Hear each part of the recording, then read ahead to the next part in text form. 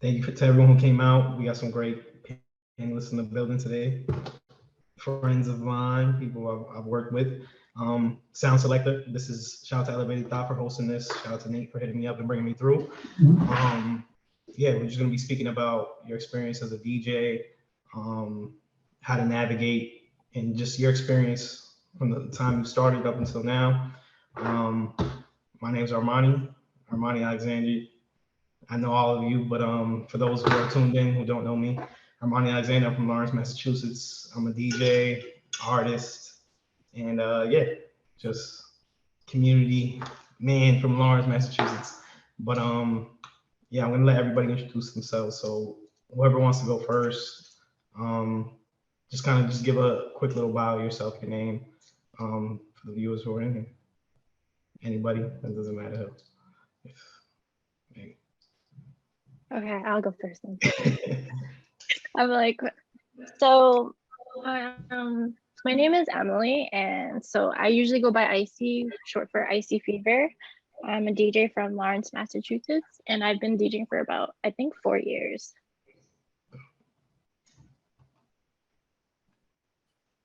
Am I supposed to add more? I think that's good. Yeah. I'm like, wait, is that too short? 4 years though, time flies. I feel like it's been yeah, longer. Since like 2019. Is that 4 years? I think. Okay, 4 years. I remember. You know, it's crazy. The first time I saw you DJing was at where was it? Fire and Karina's house in Tower Hill. Yeah, that was like my first time actually DJing in front of people, and I was nervous when you popped up. I'm like, oh my god, Armani's here. I got nervous. It was like New Year's Eve or something like that. I don't know, but yeah, you were killing it. I remember. And then I think you were going to a gig at Viva Bar. That's what you were doing that night. Yeah. That's crazy. That was a long time. That was right before I moved. It's been a while. Yeah. All right. Thank you for coming through. Vick, you want to go next? Sure. Hi, everyone. My name is Victoria. Also, I go by Slick Vick. I'm from Boston, also Randolph. I've been DJing, this will be, I think, year 11. And I'm still learning, still growing. Fire. Crazy, man. You know, it's crazy too, also with you, like, the first time I ever DJed in Boston was with you at the Vanderbilt. When Brandy and Marlene did Motion over there. Yeah, it was like that small little gig. Yeah, that was my first time ever DJing in the city. Yeah, opened up. I was just here on Sunday and I was like, why does this place look familiar? It's now new 222. Okay, for real? Or I've seen some flyers with the with 222 on it, but because it used to be near Fenway, right? It was like location. By the garden. Okay, word. Oh yeah, by the garden. My bad. Yeah, that's what I meant. All right. Thank you for coming through, Deja. So my name is Deja. I go by Utastelesshoes. I could say I've been DJing since 2019 as well. I like dropped out of college and I was just like, F it, I want to DJ, and like just straight to it. Still learning and growing, you know. I've been kind of on and off with it, but it's still my baby. So that's what's up. Yeah, I was on the same thing. I left college, started DJing, and kept going from there. But another dope DJ from the city, like we did what was it? Like your Ass on Fire, the anniversary. You were Honestly, killing it. It was really dope to do that because I seen you once. I think it was one at Baby Indigo's event. Okay. Word. Yeah, but yeah. For sure. Thank you for coming through. All right, so I'm gonna get into a few questions from ET, and then we'll just kind of have a combo between us. I'll add some stuff in as we go, but yeah. So first off, I'm just gonna go in the order how we went from how you guys introduce yourselves. But so the first question was, how did you get started as a DJ? What drew you to this medium, and what inspired you to pursue it professionally? So, Icy, if you want to go first, and yeah, just speak about how you started up. Honestly, it was like really random because like I just got out of high school. I didn't know what I really wanted to do, and then one day my brother randomly was like, "Why don't you just be a DJ? Like you're good at music and whatnot." But at first I was iffy about it, and then like one day I was just like, okay, let me go buy a mini mixer. And I just started playing around with it. And like, I didn't think I was ever going to get bookings or anything. I was just playing in my room for fun. And then one day he got me into my first gig at Elixir. I just opened there and then it just started like moving forward from there. And then I was like, damn, this is like crazy. So I just like kept learning more about like transitioning and then hearing other DJs. And I'm like, yo, this is like fire. And I really love this. So I just kept like learning as I grow. What was the other question? The other question was, so yeah, what drew you to DJing? I mean, you kind of answered a bit about saying how you were you always like a music fan? Is that kind of what inspired you to even start up? Yeah. So I was always listening to music, but I just was never really, I would never like think I would be doing this. So I just thought I would give it a try and I just came to love it. Okay. Dope. And the art of it. Fine. All right. Cool. Vic, yes, how did you get into it? What was your start as a DJ? I guess for me, I come from a musical family in the sense of like my uncle was a DJ. Everyone in my family loved music. I was always around music, from house gatherings or cleaning the house. Music has always been like my form of therapy, and I always loved discovering music. I would say I was curating before I started DJing.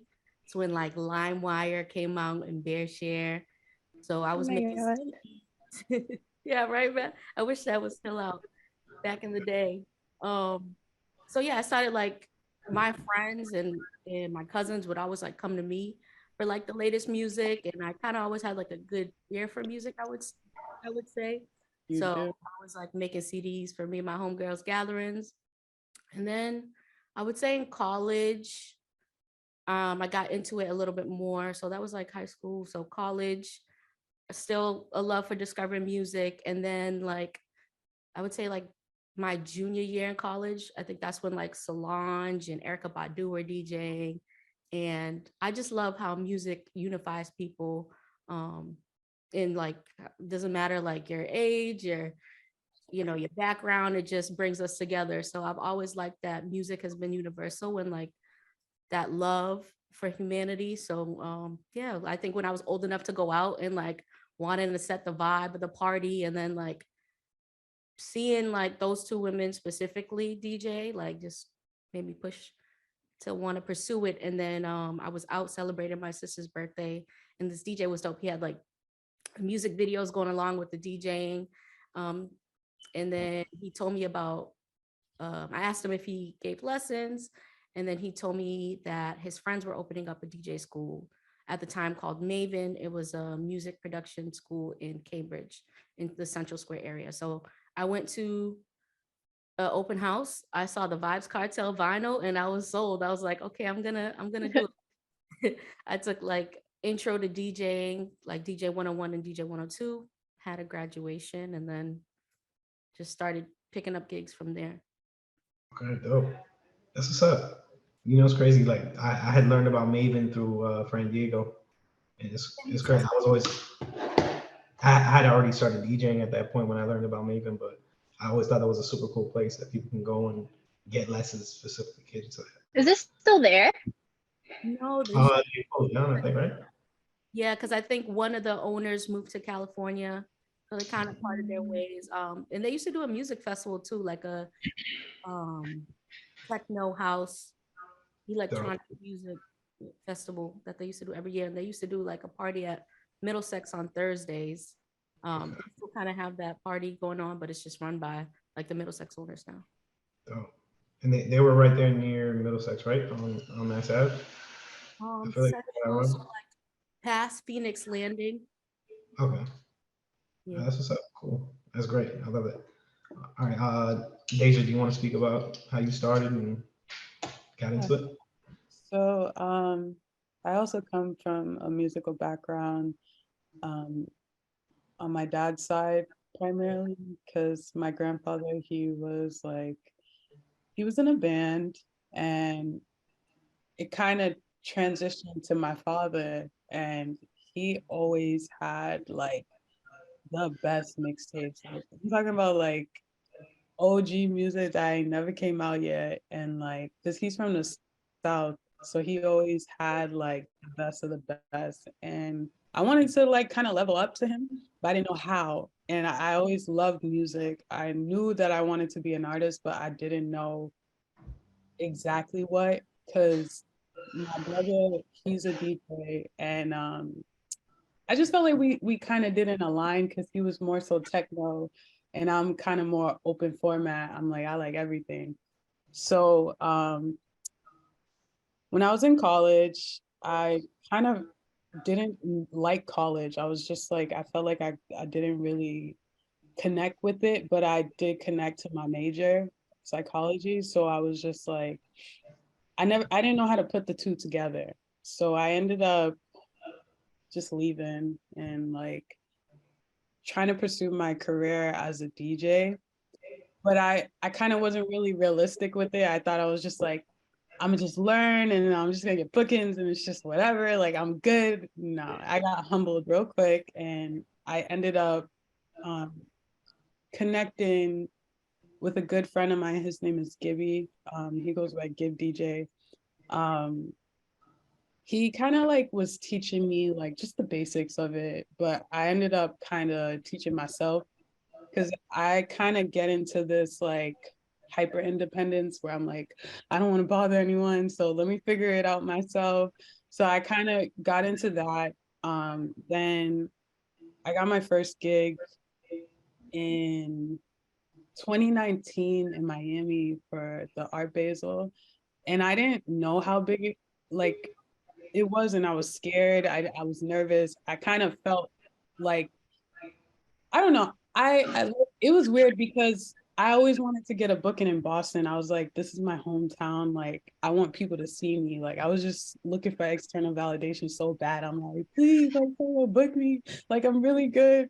But I didn't get it. So I ended up going to Miami and I was so nervous because it was like it was like territory that I never heard know of. And I felt like because it's Art Basel, like it's something serious and like you have to be good and you have to make sure that you please the crowd. But I didn't know what crowd I was at the time. So it was like, it was a nerve wrack, but I ended up doing like pretty okay.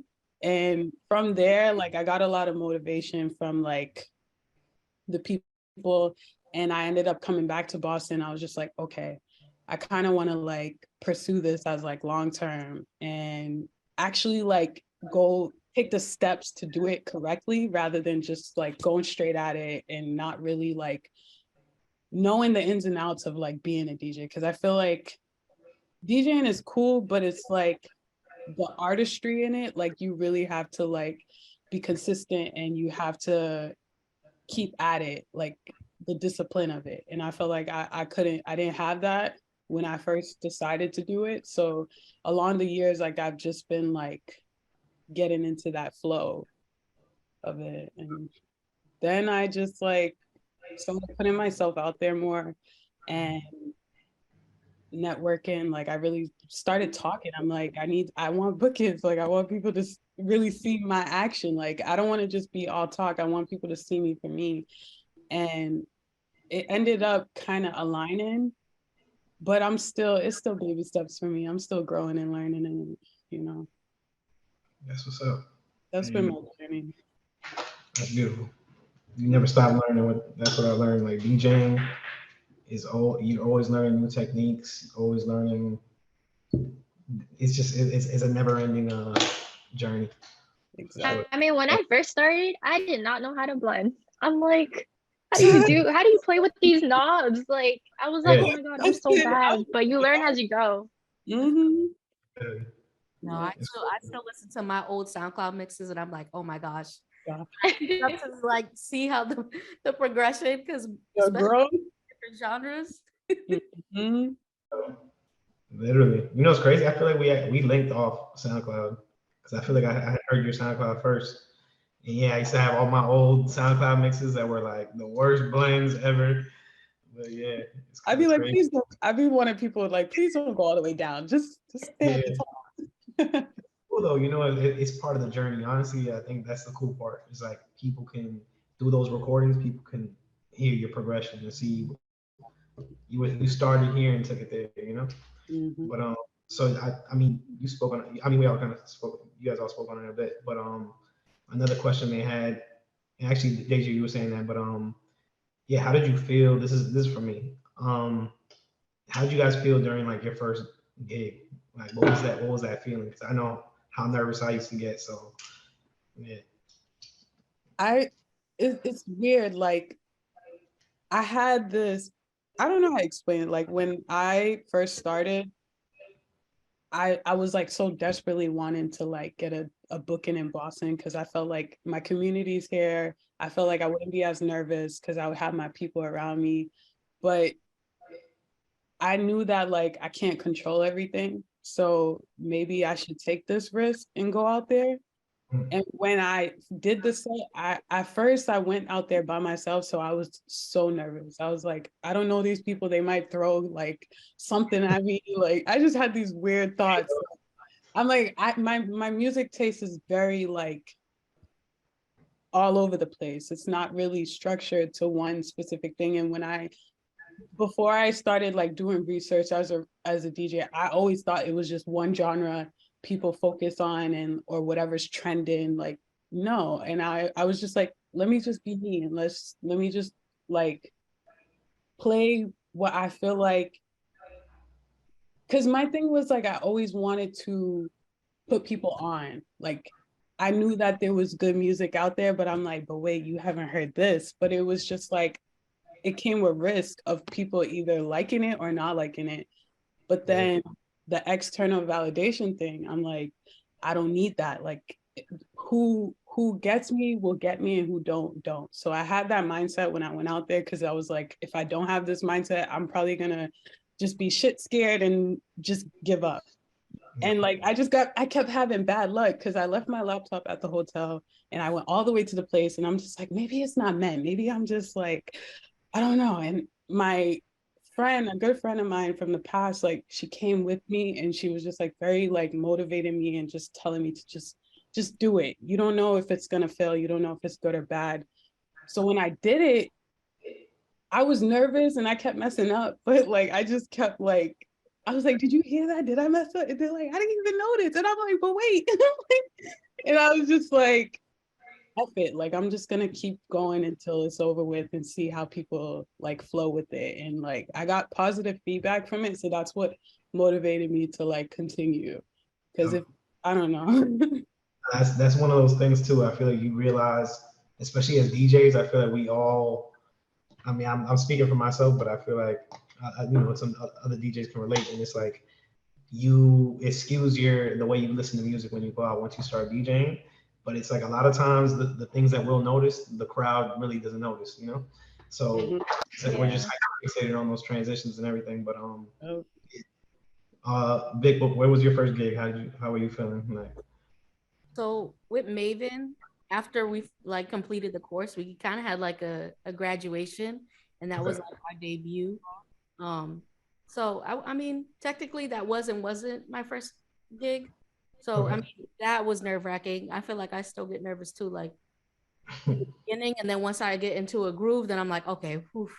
But going Yeah. into it, because like you never know how like the crowd is in the beginning. So that was the graduation was nerve wracking, but it was also uplifting because I had like my community there, so my friends and family all came.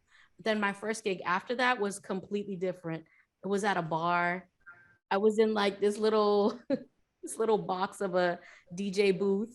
I couldn't really see the people there. People were eating, so for me, I feel like as a first time DJ, I was just expecting people to like be up dancing, and it wasn't completely that. So for that being a first gig, it was just set my mind about, you know, depending on different settings, it's not always going to be like a club setting. So that humbled me real quick, like knowing to just set the ambiance. And then after that, like I was doing a lot of lounges in the beginning. So my sound when I started compared to now is completely different because I was playing a lot of like deep house, soulful house. I was still doing my Afro house, and then I played like Azealia Banks. It was It was wild. Yeah. And then like when I got connected with like Collective, then I got more into like the hip hop scene and everything. But yeah, for my first gig, I thought it was gonna be like a club setting, but it was just a restaurant. So it was interesting. That's dope. I didn't really have like, because DJing, we feed off energy. So I didn't really have like a crowd to say like, okay, did I do well? And it was like a That's little definitely tough. hole in the That's wall. like one of the toughest things. Trying to like doing those type of gigs where like maybe sometimes you'll get a brunch and say you got the opening set and people are just kind of like eating their French toast to be warm. It's kind of weird Yeah. that crowd engagement to like feed off of and see where the energy is. But then I think over time though, you realize too, like even if people are dining, like they might say, "Oh, I love that you played this song," or I haven't heard this song in a while. So like they're listening, they're like actively listening while they're doing their thing. But yeah, I mean, doesn't mean I feel like sometimes you just focus on like the crowd's reaction. But now with the pandemic, where like everyone's like on this, I feel like the attention span is short. So Oh my God. Yeah. All right. Emily, you said your first gig was at Elixir, right? Yeah, that was scary. Yeah. Cause And like I've never played on. was I that like think what was scary about it. What was that? Sorry. was that like a one of like Kunoni's nights, like a real like Latin type? Yeah. I think I was just scared because I've never been in Elixir before, so that was my first time in there, and I was like, what, I think 20 or 21, I forgot. But the mixer, it was an SD, and I've never played on an SD before because I had the mini mixers. So I was like, oh my God, like I don't know how to play on this, but then it's exactly the same thing, just bigger. And I just wasn't, I don't know, I just felt like I wasn't that good, but like I still did it though. And then as like over time, I just grew and just learned from playing on that. And then my, I think the tough thing for me is even still now, and I'm getting better on it as a DJ, is talking on the mic. Like talking on a mic can be tough sometimes, but I'm still learning as I go with it. Definitely. That was definitely tough for me starting off, like just having to put yourself in that character mode and get on the mic. Yeah. I think that's probably one of the toughest things as a DJ. Like besides once you'll get your mixing down, there's some like really amazing DJs who, it's like they not saying that's always necessary either because it depends the setting, but it is tough to hop on the mic and engage the crowd.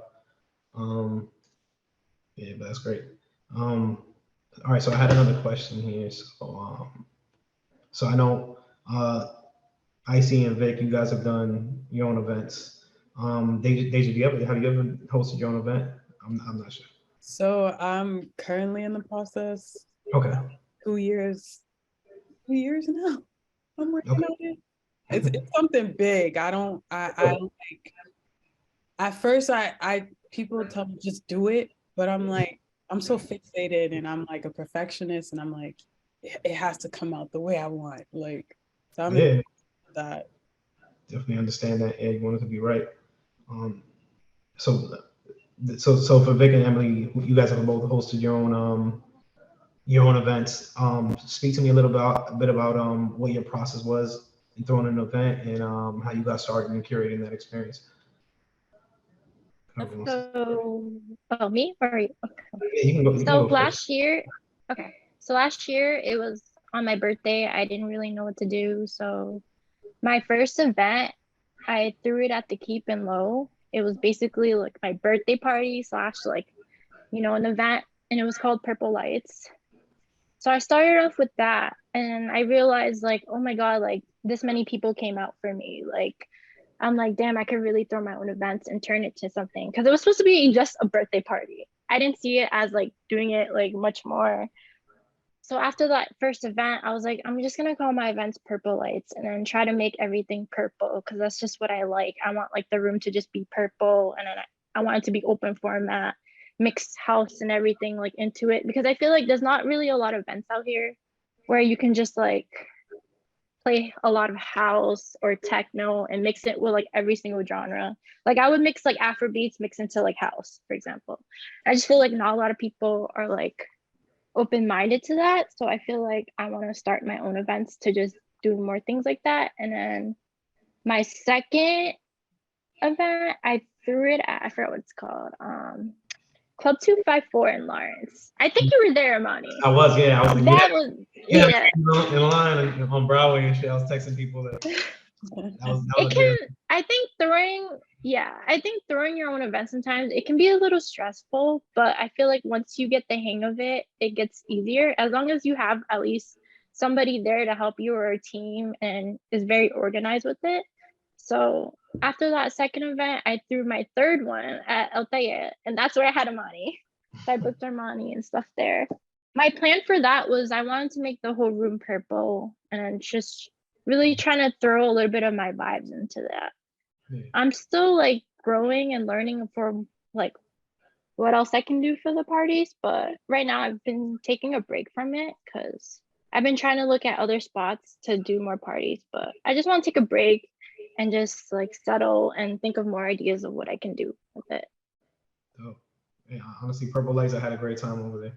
And I feel like you definitely set that vibe right where it was like you can really go open format and just I had a super fun set. That was dope.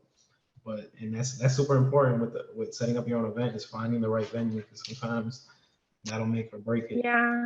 The right space. But yeah, for sure. Thank you.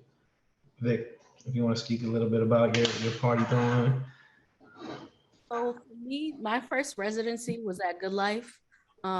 It was a party I did with my friends. Well, before I got involved with the party, it was called A Little Louder.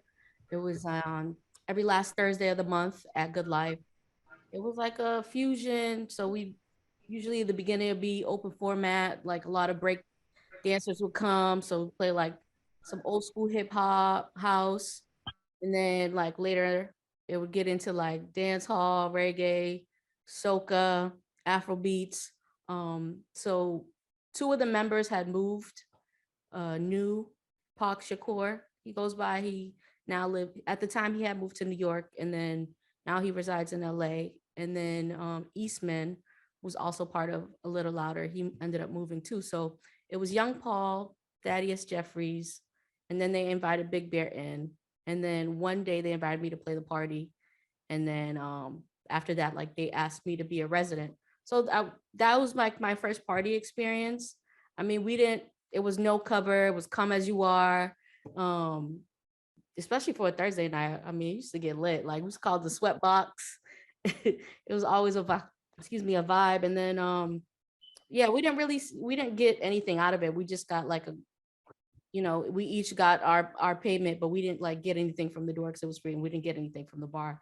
So in that aspect of throwing a party, like I haven't experienced that yet of like dealing with like the logistics and the finances. And then the pandemic hit. We didn't get invited to continue with All Good and A Little Louder. And then they reached out to me, and then I wanted to create my own concept. So that's when I started Wookin' Wine at Good Life. Instead of being downstairs, I was now upstairs, which worked out because I don't know, something happened with that basement. It was like, Yeah.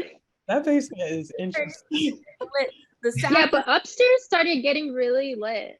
Yeah. Like everyone was upstairs. I loved upstairs. And then that started, and then they just closed down. So I feel like now I'm kind of at a standstill with the city. Like you were saying, Armani, like the venues were so limited, and it's like you want to have a good vibe. Like, you want to find a venue that's going to be in alignment with your goals, that are going to respect your community. Like all of that is so important to me. So I'm like, I don't want to just be anywhere. But now I do, it's not really, I mean, it's another residency. Stay Silent Sugarcane, which is another like a global party. I need to go to that. I haven't gone. I want to go to that. It's so much fun. Oh my God. You guys be killing it. That's a vibe. And especially in the summer. I feel like for some reason, like in the summertime, people want to hear more like Afro Caribbean. Yeah. It's that vibe, Once feel like you're in the Caribbean. Yeah. You went crazy. I remember because we did Sugar King together with Jay. That was my first time. That was actually my first time DJing for States Island, which I was surprised that he hit me up for Sugar King. And I was like, all right, let me get in my bag real quick. But you went crazy, and I learned so much music. It's like that's one thing I feel like growing up, and then also just being a DJ in New England in general is like it's such a melting pot of cultures and stuff. So it's like being able to pick music where like I'll see Icy do a set where it's like she'll kill it on a straight dembow Dominican vibe, and it's like we can all go different directions. I feel like that's almost like required of you as a DJ if you want to do like an open format night. Like there's so many different areas you got to touch. So that's a really dope party. But yeah, for sure. Thank you. And shout out to rest in peace, Good Life. That was such an ill venue. But because it was like that really is a place where anybody can go. All different types of events. They used to have queer nights. It was definitely a spot in downtown Boston where Black and brown community was super welcomed and just had like a place to party downtown. So yeah, that's a hard venue to replace, definitely. But all right, so getting into another question now. Yeah, I want to speak about some of the challenges in nightlife and just what are some of the challenges that you feel like come with this work, and just whether it be the schedule, the culture of it, and then also if you guys want to speak about your experience as women in in these spaces. So yeah, maybe Deja, you want to go first? Yeah, sure. Can you remind me the question again? Sorry. Just like what are some of the challenges with being a DJ and just working in nightlife, whether it be I feel the like culture of it, whether the equipment, things like that. Just yeah, any challenges that you feel working in nightlife and just being a DJ in general. okay, I can dissect a couple that I'm currently like experiencing And also navigating the space as a woman as well. yeah, okay. So for me personally, I feel like one of my challenges is aligning myself with bookings that kind of connect with me or give me a space to be me. Because I feel like I'm always like, say no, because the boundary set, because I feel like sometimes when people, want to work or want to book me for either an event, because like I said, I'm an open format DJ, so I'm willing to kind of experiment in different genres and but I feel like sometimes there's expectations that I can't meet because it's outside of who I am as a DJ. Like sometimes I would like when I first started off, I got like bad advice of like just take any gig. That's how you grow. That's how you and it's like that's not really how you grow. You really got to know, you have to have intention with every booking that you take and what you're getting yourself into sometimes. And I feel like sometimes I was not really mindful of that. So I was in gigs that like didn't really mash well. It was kind of like oil and water. So I would either feel like, but it's never like someone's fault. It's just more so like not being educated enough to like have those conversations before you accept the booking. It was more so like, I want a gig, I want to grow, I want to get out there, so I'll do it. But it wasn't really benefiting me, and it kind of was transitioning me outside of like what I wanted to do as a DJ. So I really had to sit with myself and be like, what do you want out of this? Like, what lane are you trying to go with this? Because I feel like sometimes people think that DJs are all the same. Like, they try to categorize us as like, okay, someone that's doing radio station or someone that does birthday parties, like you need to play this, you need to do that. And I'm like, listen, like when you book me as who I am. And like sometimes they don't see who you are. They don't like check your profile to see like the type of energy that you will be bringing. So like I said, it's like oil and water sometimes. So I'm learning to say no more to, or like recommended bookings for someone else that will align, you know, because sometimes there's bookings where like I don't even feel like I'm even at that level to accept that booking, or I don't feel like I'm even in that lane to, you know what I mean? I have to be honest about that. And it's like, it's not even, how do I explain it? That's just one of the challenges I've been experiencing, and just practicing. Like I've been trying to get into the vinyls and outside of like I want to do like CDJs, but I haven't got the practice with that. So I just bring my little, I'm like, I can bring this and I can mix with this, like trust me. But like just that aspect and being taken serious. I feel like you know, like since I started in 2019, like I feel like I wasn't as taken serious in the beginning because like I said, I was just taking whatever. But now it's more like I'm being more intentional. So that's been my challenge. And I feel like there's favoritism in Boston, and it kind of like um makes you kind of feel like excluded. Like I feel like sometimes we talk as Boston as a community, but it's more so a community within the community themselves. You know what I mean? It's not going outside of the box or giving somebody a chance.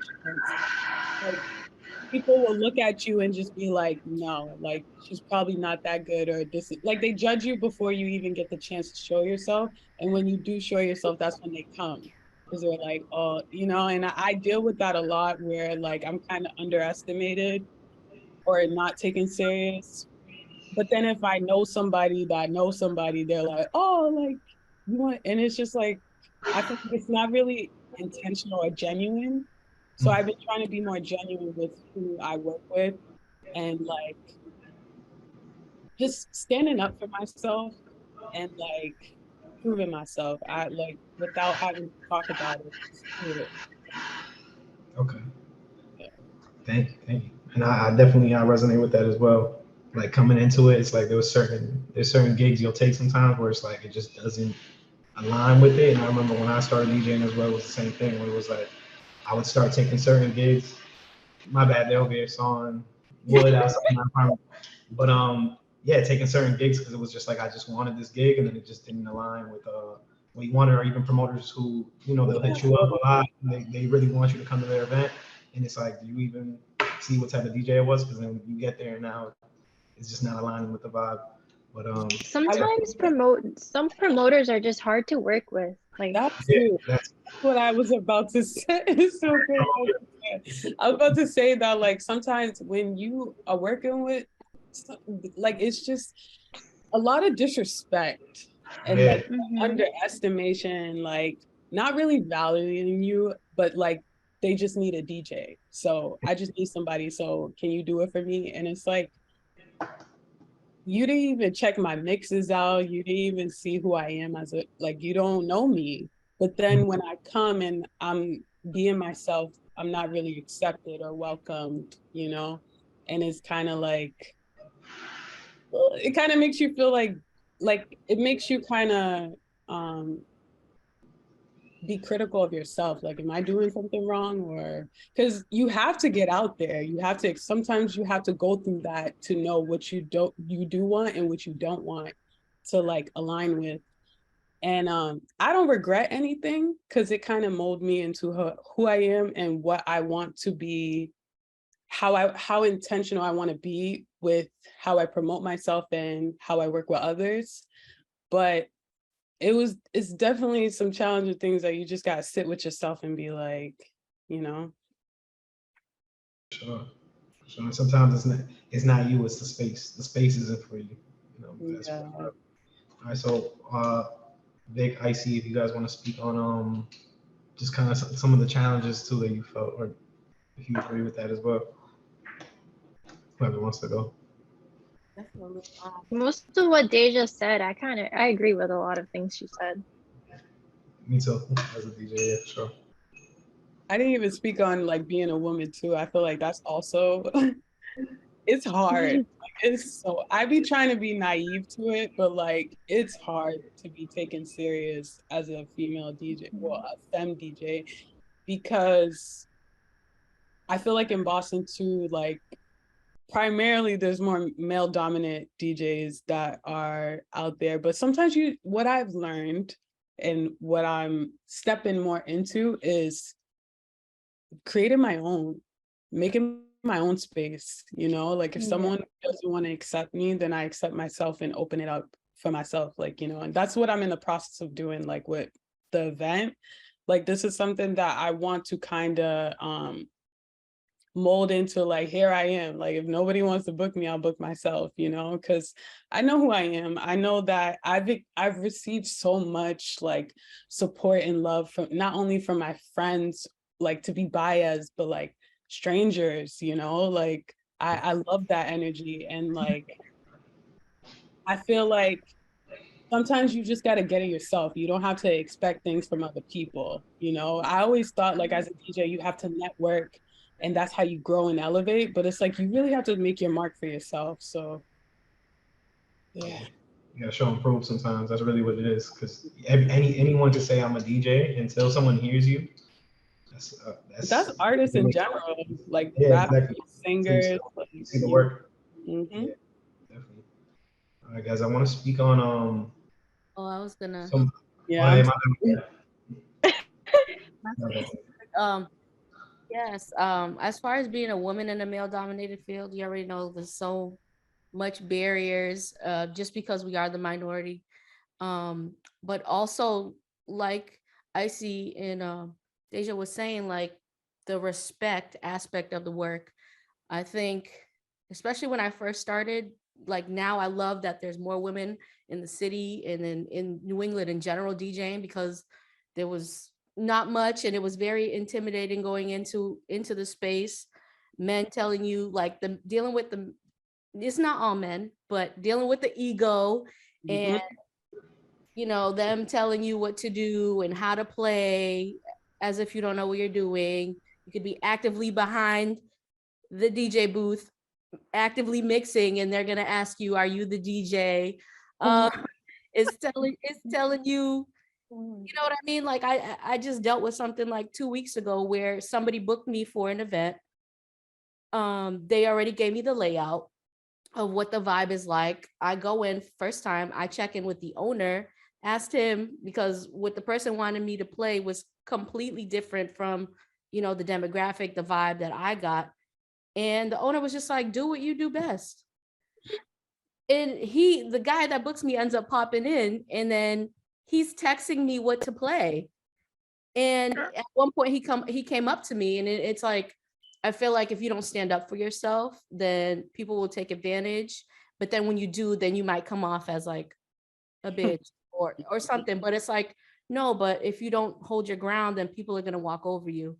So, you know, it bothered me. So I just speak up to myself. I was like, you know, if you, and it just puts things into perspective too. Like before taking a gig, asking the right questions. I feel like in the beginning, I was very naive, like just trying to get the opportunity where, you know, doing a lot of free events. And that's another issue, the equity in pay, where, you know, when certain promoters reach out to you and then they're trying to give you chump change, but you see other DJs on the lineup and I'm like, I know you're not giving them this. So it's like, there's a lot of layers to that. So that's still a challenge that I feel like we navigate. And then also just the people don't realize how like strenuous DJing is. You're DJing for hours. You're traveling late night by yourself. You're lugging equipment. You probably going hours without eating. Your sleep schedule's out of whack. Yeah, you know. So this it's more than just playing music. It's doing the research. Some people treat us like jukeboxes and we're not. You know what I mean? Like The requests. Yeah. it's crazy. They think we have everything known to man.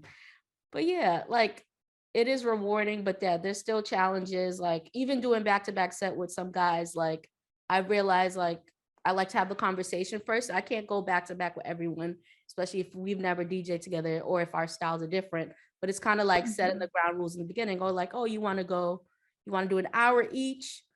I've been in environments where I've let them rock. The minute I get into my groove, they want to jump back into my set. And so that has happened to me before. I would play for like, what I'd say, like, we were gonna split time. It was an hour. I was playing 30 minutes, got off, and then he got in on 30 minutes. And then when it was my turn again, he wouldn't let me go back on. And I was like, oh my God. it's so Jumping in between my sets. I didn't like that. and you respected his time, but Yeah. it's just little stuff like that. Like, you have, as a woman, we have to hold our own, because we already stick out like a sore thumb, and majority of us, it's like, no, we're like, you can see who's passionate about the craft. It's not somebody who's just a cute face and wants to DJ. Like, you can see the people that are really passionate about the DJ culture. Okay. Thank you. Icy, if you want to speak a little bit too. I mean, I know you chimed in too, but if you had anything else you wanted to add to that.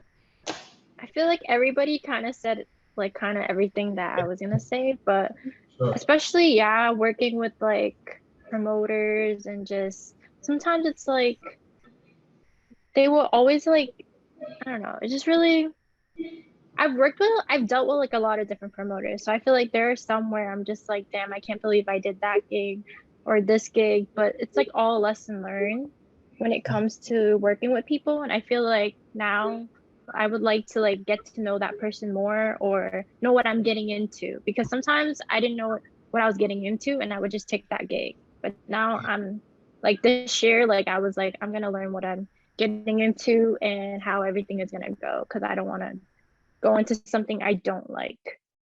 I love that. Thank you. I appreciate you guys sharing that. Yeah, in the late nights, it's just it's a strenuous lifestyle for real, and I feel like a lot of people don't realize that. And it's like when you're really DJing, like as like your main income, and it's like you're going multiple nights a week, staying up late, and then still trying to be a productive person and get some sunlight during the day. It's like it's a tough balance, but yeah. That 90, I'm like, the venue, everybody leaves, they get That's their the money, work. but here we are, we did our job, but we can't get our money for another Yeah. 4 months. It's Yeah, that too. Yeah, when I first DJ'd at the W in Boston, it's like once you start moving up, it almost gets harder to get paid the better the venue. You know, it's like all these parts Yeah. you really wanted to get into, and now it's like, all right, where's your W-9? And you know, you're waiting all this time to just get a check, and rent is due. You know, it's like Sometimes tough. I would have to message people like 3 or 4 times because they would forget, and I'm just like, I never want to work with you again. Like, I should get paid right after my set, or like at least the next day, you know? Yeah. And I was actually speaking about that with Nate earlier before the panel, just speaking about how it would be great if there was more transparency in terms of like how DJs get paid, because you know, like Vick was mentioning, you see certain people on a bill, and then a promoter will give you a certain price, and I can imagine, you know, just like anywhere else, that you know, women get paid less than men in general. So it's like, especially as a DJ, I feel like I wish there was more of an open scale that people can just have transparency about how they're getting paid and what's deserved, because there's so many talented DJs in the city, and we're all putting in the same amount of work, you know, and the research Yeah. behind what we do and setting up crates and all the work that happens before you even go to that gig. So, yeah, definitely. But thank you guys.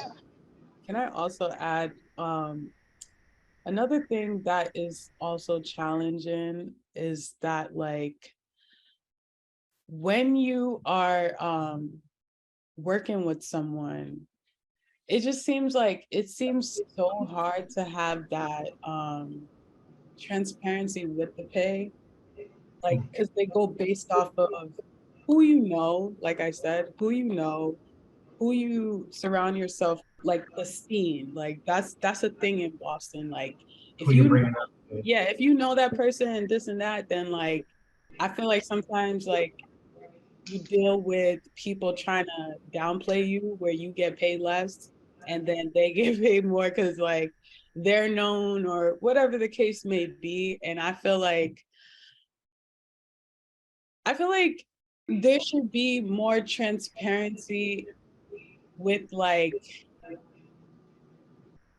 everybody's trying to do it. You know, we're all trying to figure this out. And I feel like the DJ community sometimes in Boston is just like every man for themselves. But people don't realize that community is so important. Like, I feel like, because I've been to Rhode Island and like I was raised out there and I started going out to the events that Stay Silent has. It's beautiful. I don't know what it is behind the scenes, but you see the community in it. Like you see them working together, but it's very rare in Boston. It's like you got to know somebody to know someone to have some like community event, you know? And like also like, you know, the venues, it's not that easy to get bookings, but it's like it's still happening. But I feel like Boston would be so huge if we would come together rather seeing each other as like every man for themselves, you know what I mean? So yeah, that's a challenge for me. Like I'm just like, I feel like we all should be, if we work together, it would be beautiful. Like our minds coming together, like when we see that there's an issue, we kind of like talk about it. And I'm not talking about right now, I'm talking about in general. Like we'll talk about it like amongst each other and we'll be like, yeah, this and that and third. But again, it's still every man for themselves. And like people are gonna do what they're gonna do. But it's just like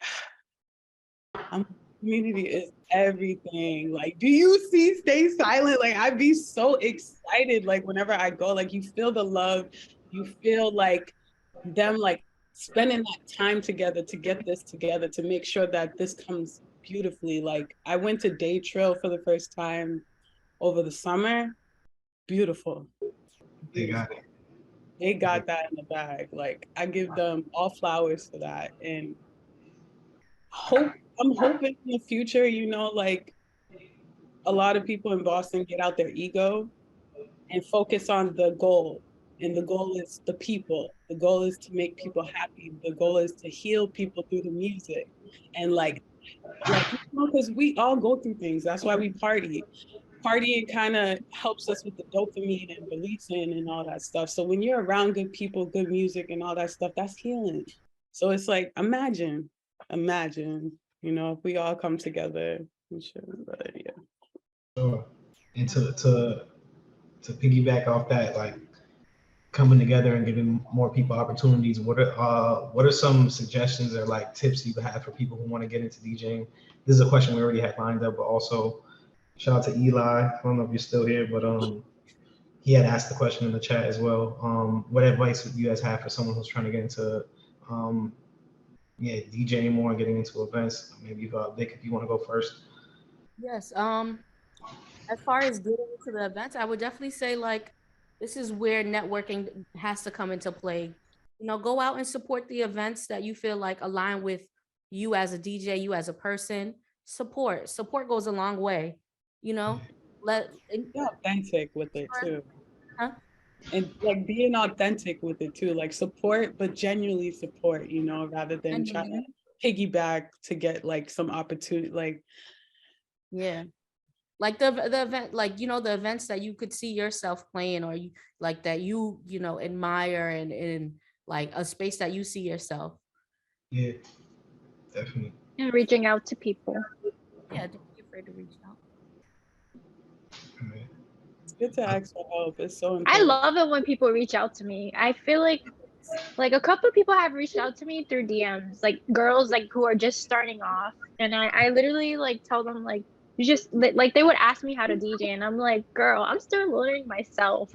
I literally watch YouTube videos, or like I just find other ways of how I can transition. I just like mess around with it, you know. I feel like the more you learn yourself and keep teaching yourself, you'll keep learning. Yeah, yeah. I think I would say it takes like time though. It takes time. It does. Yeah, it takes time and it takes practice. That's the biggest thing. I feel like Patience. A lot of people ask like, "Yo, how do you learn?" And I'm just like, you got to put that. I remember when I first started DJing, I was like, I had to DJ at least 1 hour every single day, and it was like, all right, I'll lock in. But it was like to the point that I'll probably do more because I loved it so much that it was just like something you enjoy. But YouTube, all that. I also recommend family events. Like talk to your, Oh yeah. be like, yo, like, cause you get that practice, you know, like sometimes your family, like for me personally, I'm Cape Verdean, and like Cape Verdean people are very honest. If they don't like what you playing, they're gonna tell you, you know. So you get that inner critique to kind of like before you put yourself out there officially, like at clubs and venues and stuff, like try to get gigs with like little graduations, little birthday parties, like experiment with that and see how the crowd reacts to that, you know. Yeah, Also that's say, good advice. My bad. you could say what you had to say. Oh, no, I was just gonna add to that. Like that is great advice. Like testing, and I feel like that's more of a casual setting, being able to DJ with your friends or like with family, and just get some feedback from them first. Mm-hmm. You know, and it's a perfect way to practice without having all that pressure of being like, oh, I'm in a club, I'm getting paid, and you know, it's all this pressure behind you because it's like you're there to do a job. But yeah, Yeah. that's what you want to Or say. throw a party for your friend, you and your friends, Yeah, know, yeah, getting that. And then just, I would say, like, don't worry about like the latest gear and like having, like, just focus on your music. And something that, an advice that my professor would give to me is like, even if you're practicing, record the mix, listen back to it, see what you like, see what you can add. And then you never know, you could upload that mix too. And then that's also a way you can promote yourself as a DJ. Just definitely, have that reference. definitely. Yeah, I agree. I think that's honestly one of the best ways to do it. Recording yourself, being able to see where you messed up, you know, what you want to improve on. And me personally, I think my first gig ever was off of my SoundCloud mixes. Someone was like, "Yeah, I like your mixes. I want you to come out." I was like, "You want to pay me to do this?" Like, all right, cool. You know, got into it, and yeah, I would say that. And also another tip that I would give is, yeah, just like Vic was saying, going out and showing love. Think about the parties that you want to DJ at, Yeah. and yeah, just get into those spaces, start meeting people, and also just enjoy the party. You know, like showing face is so important. I feel like a lot of the gigs that I've gotten was like, all right, it was good. Oh, you're a DJ, cool. They see you again. Oh, you're a DJ. Oh, that's what's up. Thanks for coming again. Oh, actually, we should get you on for like an opening or something like that. And it's just like showing that genuine love, and just regardless, you're there because that's a space you want to be in, and you're gonna enjoy it. Mhm. Yeah. One more advice I wanted to say, like, Sure. even if even if you feel like you're not doing your best, keep going. Don't stop. Like Mhm. I used to have a habit of like, oh my God, I messed up, and I'll pause the whole thing in the middle of the set and I'd start talking on the just like, hey guys, you know, but like keep going, keep going. Because when you like, sometimes they don't even notice that you messed up. Or sometimes even if you messed up, go harder. Like show like, okay, I messed Sometimes I messed up and my friend would be like, we didn't even notice that. I was like, I noticed that. They're like, so like I was like, oh my God. It's because we hear our music, like, so we're just like, all right, we know we messed up, but they didn't hear that, you We're know. like our little inner critic, just talking, just like telling it, like, you know, like you just gotta keep at it and like stay focused, you know, like focus on the transitions that you want to use rather than like trying to please. Like I feel like also sometimes like I try to please the crowd because I'm like, oh, they're messing with it, so let me keep going. But sometimes if you add that little splash, it might catch them and they're like, oh, I didn't even know you were gonna do that. Like, this is great. It's like experiment with it, you know? Like you never know. You really never know. You just keep going, you know? Have fun. At the end of the Yes, day, like have we all fun. Mhm. love music for what it is, Like have fun with it. It's a balance. Yes, you cater to the people, but if you're not enjoying it, then you know, what's the point? Dance too. Dancing has been like my signature. Like people tell me, like, you always dancing when you're mixing. And I'm like, yeah, because I'm I enjoying see that. it. Every time I see you mixing, you're dancing. I Yeah, love it. it's just like it's also kind of like because I think to myself, like if I'm outside in that crowd and like no one's dancing, when you start dancing, it gives that kick push to people to get comfortable enough to want to Right. dance, you know? Yeah. Because people be liking the music, they just they don't want to like show themselves, you know? Because I'll have somebody that's just sitting there. I'm like, dang, are they enjoying themselves? And then later that night, they're like, you did a really great job. I was loving that. I'm like, you. Yeah. No, it's real. Like honestly, I feel like DJing at the end of the day, it's an energy exchange. So it's like if you're not feeling it, the crowd feels that you're not feeling it, and you're not doing your best when you're not feeling it. So it's like you gotta put that good energy into it. But to move on to the one of the last questions, since we're kind of getting a little close to the end time, I want to speak on yeah, like we were talking about family parties, things like that. Can you guys speak about some of the music that inspired you growing up, maybe that you heard in your house, and then also like current music that you're enjoying right now, and the things that you'd like to spin in a party? So maybe Emily, you want to start first? Sure. I think more what transitioned to like what I really like to play. I think since I grew up in Lawrence, I'm from Lawrence. I'm surrounded by so many Latin sounds. So I really do love playing dembow, chata, like all those type of sounds. And then as I grew up, I started getting to other genres.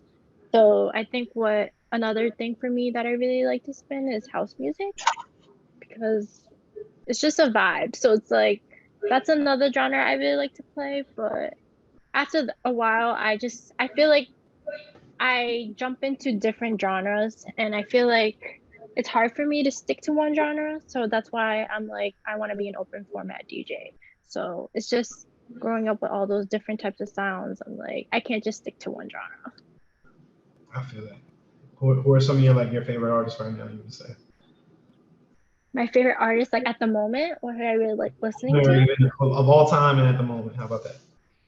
at the moment. Which I know that At the all time. moment, my favorite house artist right now is AC Slater. I don't know if you guys heard of him. That's like my favorite techno house artist. Saved by the Bell. AC Slater. Okay. Oh, I'll check him out. And then I think and then my other favorite type of artist, I do like listening to indie rock and alternative music. So I feel like there's an artist, his name is Joseph. He's like currently my favorite right now for that Okay. type of genre. I feel like it just depends on the genre. There's just so many favorites in every single one. So it's kind of hard to base that on what's my favorite right now. Okay. All right. Vic, I know you're Cape Verdean, and honestly, like your set at Sugar Cane is crazy. Like your sets are always fire to me. You're one of my favorite DJs out of Boston, and yeah, I think especially when it comes to the Caribbean stuff, I know that's probably something again for us. But if you want to speak on that, and yeah, when you grow up, listen to what do you like to play mostly? My musical taste definitely comes from my family. Um, my parents migrated here in the 70s. So like a lot of disco comes from my dad and like 70s soul, um, like, Donna Summer. That was like his first concert when he moved to Roxbury. Um, That's fire.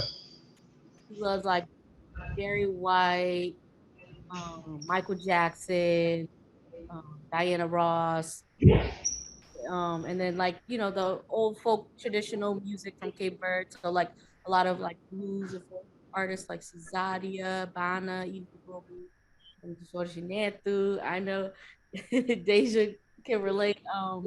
And then my siblings, like the age gap between my siblings and I, like 13 years and then 8. So for my brother, that's where I got inspired from hip hop, East, West, Biggie, Tupac, Nas, Tony Noriega, Wu Tang, and then also a lot of dancehall reggae. So Buju Banton, Shabba Ranks, Beanie Man, Bob Marley. And then my sister had like she loved like alternative rock, and then also R&B. So Sade, Janet Jackson, Whitney, and she loved Bob Marley as well, and No Doubt. And then we would listen to like Magic 6.7, and then also my friend group. So like I had a lot of, Haitian, Cape Verdean, Jamaican, um, Dominican friends. So I feel like I had like a good ear early on. We listened to a lot of Afro Zouk too. And then yeah, I feel like that's how I kind of see music as well. in the parties because I'm like, there's a little bit of everyone up in here. So I kind of want to hit a little bit of the different genres. And I feel like Afro-Caribbean music is near and dear to my heart because I feel like, when I enter a party, I want people to dance. Like, I want you to be on your phone. I don't want you to be standing there. I want you to sweat off your day, your stress, and leave feeling uplifted. So that's why I enjoy the most. But like, yeah, outside of DJing, it really depends on my mood because I listen to like a lot of Afro house, smooth jazz, R&B, artists that I like. I love Vibes Cartel, Beanie Man. I love Janae Aiko. I love Niniola, Wizkid, Burna Boy. I would say artists right now. I love Ira Star. She's been killing it. Oh, she's good. Yeah, he's really good. June Freedom, I actually grew up with him. He's a up and coming Cape Verdean artist. He's in like the Kizomba Afro beats vibe. Um, it's hard. I feel like being in Providence got me into Dembo now, so I love Tokisha. Man, Dominicans out there. That's on my mood. I like that new Dembo artist. What's his name? I forgot. What's his name? He sings Bo Bo Bo. I feel like he would know. Angel? And I forgot his name. Angel Dior, I think. I like Angel Dior too. Oh, no. I know. I forgot who sings that track. I think it's good, bro. Yeah, But Angel Dior. that sounds good. Yeah. I love Yeah. Oh, Flow 24, I think. I don't know. Is it Flow 24? Yeah. Right. There's so much new demo coming out, and it's like there's so much you can learn. Like it's such a, like I said, New England's such a melting pot, and it's like all this sounds dope, even if you don't know what it's saying. So I'm a piano too, definitely. Yeah, Vick, I love your SoundCloud. All your reposts, I'm in there. Oh yeah, the SoundCloud gems. I feel like on the screen, yeah. like Selection and all of them. Oh yeah. H&R. Yeah. Hey, you know my vibe. I got, but you got a super eclectic taste, and you'll put me on when I see you repost some of the different Afrobeat stuff. I'm like, I remember there's a track I used to love, "Beautiful" by Nins, the Afrobeat joint, which I'm like, that's a song that really doesn't even have a lot of plays, but you have reposted it. That's like one of my favorite like Afrobeat tracks. But, Get lost in Afrobeats outside of like of course the like main artists. Like you could really find some good stuff. Yeah. A lot of good remixes, flips, edits. It's like SoundCloud is so important, especially if you want to. That's like digital digging, like the way people would dig for vinyl back in the day. It's like if you really want to like stand out as a DJ, you got to either make your own mixes or get in there and start finding different artists and different people who are remixing. On that just point, digging through it. Yeah, You Deja, get let's lost speak a in little bit music for about real. what you like and some of your influences growing up music wise. So I come from two different culture dynamics. So my dad, he's from Alabama, and my mother's from Cape Verde. So growing up, it was kind of like I felt like a sponge. I was kind of soaking up both sides because my dad really loved music like from the 70s and the 80s, like because my grandfather, he was in a band, so it was all about like that neo soul, not neo soul, but like like I don't know what to call it, but like music from the 70s, all that R&B, that's all I grew up on in the household. So we were listening to like Minnie, I forgot Temptations, like all of them. I don't really know all of them, but if I hear the song, like I said, I just be soaking it up. I'm like, if I hear it, I know it. But my mother, she played a lot of Zouk. I used to think that Zouk was Caribbean music when I was younger because she played it so much, and like Kizomba, Punana, like. But then as I got older, I wanted to experiment outside of that, so I started to get into rock. I loved rock like growing up, and I really liked Jersey music. Like I was in love. Like I like I like shaking my ass. I'm sorry. I love it. Just feels like Funana. Like Funana is really like freeing with your body, and it's kind of like twerking to me. I feel like, but yeah. So my dad listened to that, but he also was from the South, so he was listening to a lot of rap music. So I was in this dynamic of listening to rap and Cape Verdean music all the time. And I wanted to know all the latest music that my dad had. He had like mixed, you know, those mixtapes that you used to get from like corner stores, or like they used to have stores that sell mixtapes. Like my cousin owned one of those. So he would have everything. So I'm like, I already knew that. I knew that. Like I was in middle school, high school, like, yeah, like, so I used to feel like I was like, Mr. Put It On, like, I'm gonna put you on type thing. So I was listening to a lot of rap. So I currently, now at 25, I'm listening to rap a lot, but I'm listening to everything. Like I listen to a lot of music from South Africa. I listen to a lot of music from all over the world, really, like mostly funk. I love funk so much, and I'm always trying to like blend it whenever I do my sets, because I feel like it reminds me of my culture.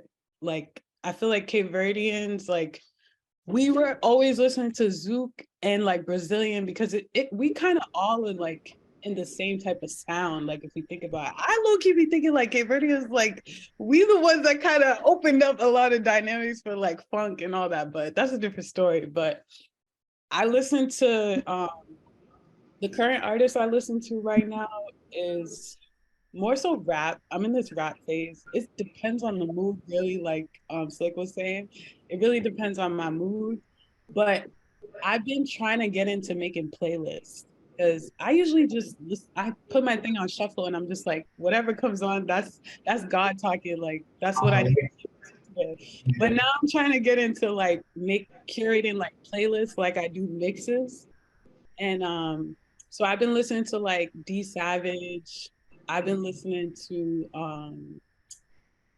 his name is Nutso Thuggin. He's from like South Atlanta, like I mean not South Atlanta, East Atlanta, like, and like Young Nudie. I love like His new shit is fire. uh Passion fruit. I've been bumping passion fruit heavy. he Yeah. don't miss. He does not miss. Yeah. There's other people I listen to everybody, but like those are the main two that I listen to. And like it really depends. If you follow me, like I'm always posting on my story like what I'm feeling in that mood. Like I post a lot of music like from all over, because I just feel like you don't own this shit. We meant to share all this shit. So I'm like, here. I know you guys like listening to like Drake's new thing, but how about this? You didn't know about this in '08? Like this is some good shit too that nobody heard of. So I listen to everything really. Yeah. All right. That's great. Thank you guys for sharing that. Um. All right. So we're pretty much almost done here. I got a couple questions if we want to answer them quick. Um. Just to get a couple in. Someone was saying, shout out to Josh is in here. My God. Are you guys playing any I'm a piano in your sets? I know I feel like we have a great panel here because you guys are all super eclectic, and you guys all I've heard sets from everyone, and it's like we're all DJs who just like to play a little bit of everything. Sorry, that's definitely a yes, Josh. Um, I wish people were more open-minded to it though. I feel like Yeah. a piano, like it slowly starts to get in, and then people don't want to sit for it to wait for the boom when it's like actually going in. That's not a genre. It's not a genre you want to rush.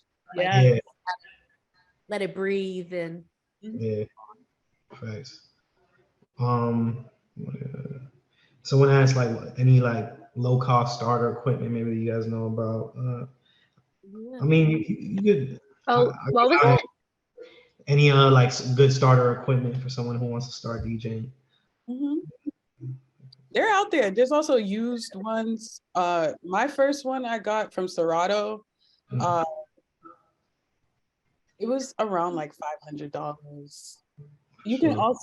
What sucks about like New York has places that you can just practice at. Like you don't have to buy your own yet. Yeah, you can go practice CDJs over there.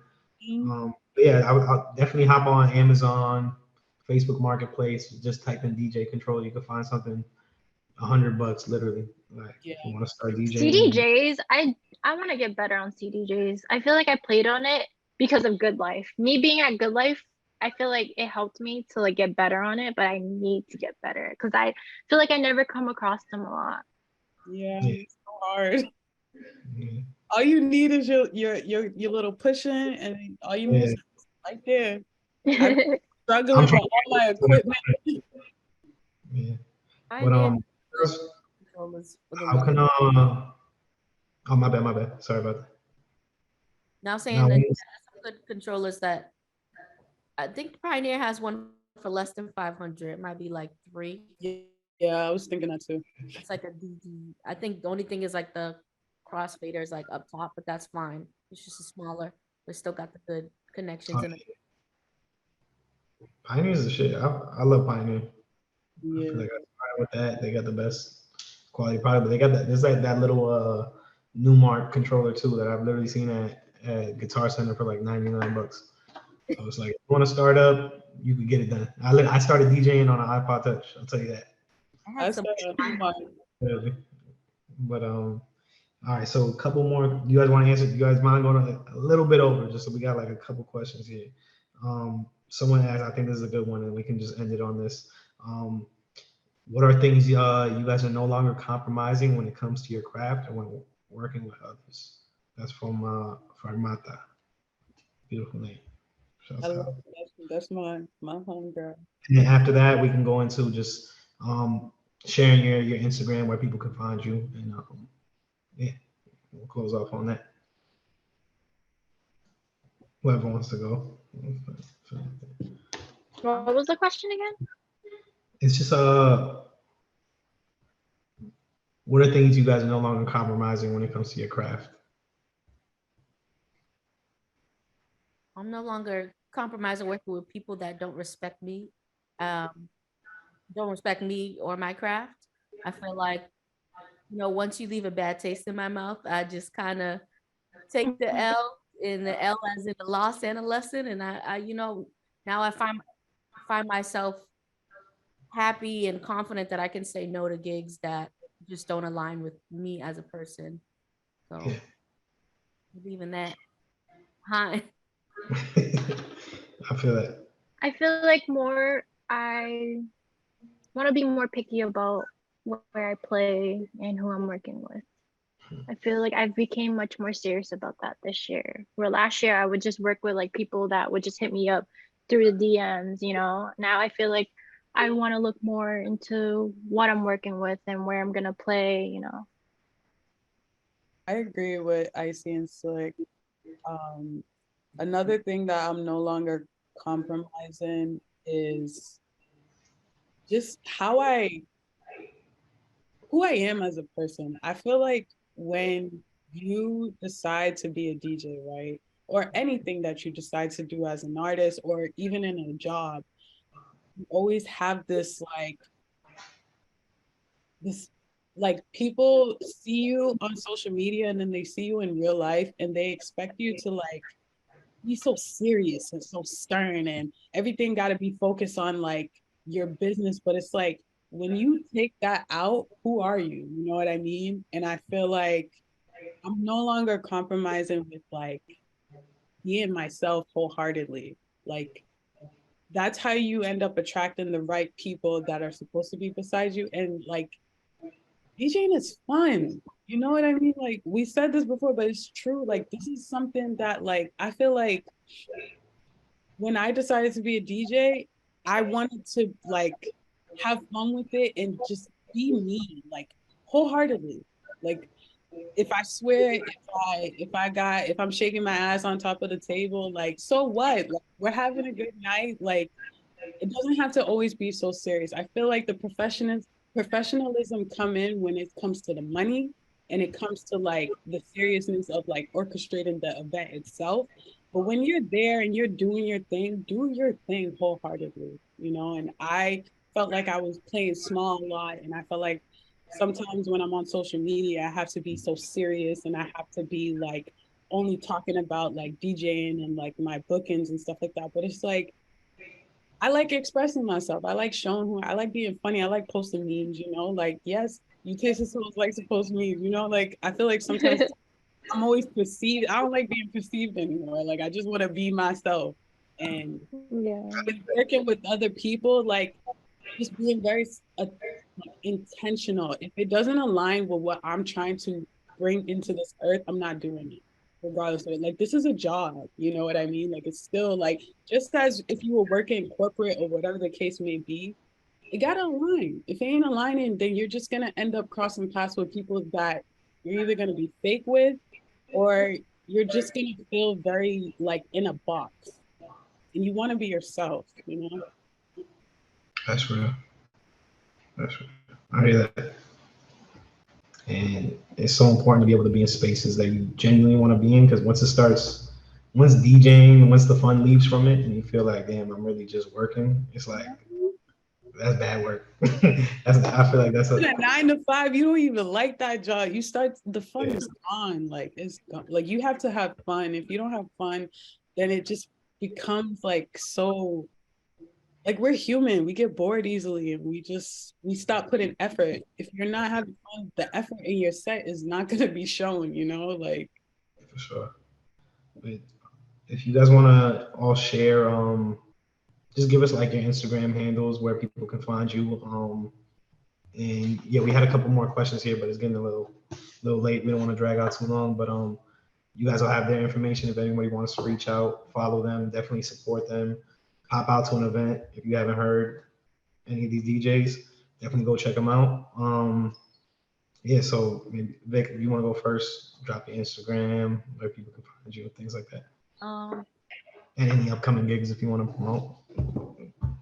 You got it. well, first, I just want to say thank you. This was so dope. It was just nice to be in conversation with you all, just to learn about everyone's journey, and then just to have this space for this conversation, because we definitely need more of it. So shout out to y'all. Thank you. I You can find me on Instagram at DJ_SlickVick, and Twitter. I don't really tweet as much, but or SoundCloud DJ SlickVick, and then my website www.djslickvick.com. Upcoming events. I'm at the MFA tomorrow for MFA late night. That should be fun. They're gonna have tickets at the door, but if you go early because the line be crazy. And then Saturday I'm in Providence for Eggs Over with Stay Silent for brunch. Right. Yeah, that's fire. So you post that. I wish I could pull up. We gotta come see you in LA. Austin vibes. I did one gig out here so far. I'm trying to tap in, locking some more stuff That's up. good. That's awesome. Yeah, it's been cool. It's just like I said, it's super different. I'm trying to hear some dance, so I want to hear I need those vibes back for a second. But yeah, thank you. Do they be in LA? Do they be it? Does it like? Is it like in LA? Like since you've like been out there and going to like different clubs and all, is there like a bunch of like different like vibes in every like club? Like one club would be techno, one club would be like dance already. Sure. Yeah, definitely. Like there was one spot I went out to, Blind Barber, which is like it's pretty popping. They do a lot of cool little events there, but that it's all dependent on who's promoting that night because it'll be a whole different vibe. Like, yeah, but it's kind of like, and what I noticed too, a lot of things aren't as like open format here. I mean, there are a lot of open format spaces, but a lot of things are just like the party is curated for one thing. So it'd be like, all right, tonight downtown, this is like an Afrobeat party, and it's just that the whole night. And then this is gonna be all that we got a trap party going on tonight, and it's just that. Where it's like that's the one thing I miss about going to, even because I used to live in New York as well, and being in Boston, where I feel like you'll hear a lot of a little bit of everything. Where I've noticed, obviously, I've only been out here for a bit, so I got to keep exploring. But a lot of the spots I've been to is very like one genre, and it's kind of like, damn, I need a little, a mix of everything. But it's still cool. There's been some fun nights I've gone out, but yeah, there's it's a lot of different vibes. There's a million different things to do out here, and then also like, yeah, that's heavy. A lot of R&B stuff. There's a lot of like Latino like vibes and stuff, but it's a little different because it's more like Mexican culture and stuff. So, but yeah, they're heavy on the reggaeton parties and dembow. They're like getting, I feel like they're just getting like super hip to that now. So it's like it's huge out here. But yeah. Yeah. I'm trying to tap in. Yeah. The East Coast, we in the future. I promise you. Talk about it. Yeah. Yeah. Icy and Deja, if you guys want to share your socials as well, and where everyone can find. Actually, they just put it in the chat there. So Yeah, yeah, this is how that's it. it's not hard. I'm on SoundCloud, I'm on Instagram and Twitter. I just deactivated. I need to get out that. It's too much thinking. Like more action. I have never fully been on Twitter. It's Is not that like bad or good? Some people are like, you should get on Twitter. You should get on Twitter. And I'm like, I don't know. There's just too many opinions, and like I feel like people should go outside more, to be honest. It's just wake up, like, because I'm not even gonna get that, but Chases Hoes, this summer 2023, I'm finally launching my event. It's going to be a 2-part event. It's going to be sound therapy, sound bath healing sessions, and then at night have a function to celebrate healing the self, and just go into that event. Go into the sound bath is just the celebratory of making that transition to want to heal self. So I'm in the process of that. And I'm excited. I feel like it's gonna be something good for Boston to like wake up. Take care of yourself. But all right, thank you guys so much for being a part of this.